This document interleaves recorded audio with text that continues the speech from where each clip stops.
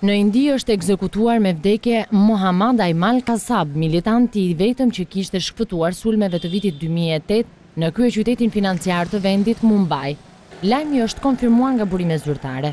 Në muajin gusht, gjykata e lartë indiane kishte marrë vendimin për dënimin me vdekje pas shpalljes fajtor të Kasab për sulme që shkaktuan vdekjen e 166 personave. Kasab ishte me nënshtetësi pakistaneze.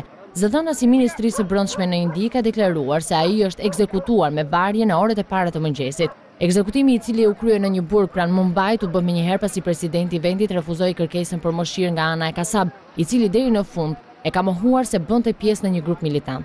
Kjo ishte hera e parë që në vend është ekzekutuar një dënim me vdekje që nga viti 2004.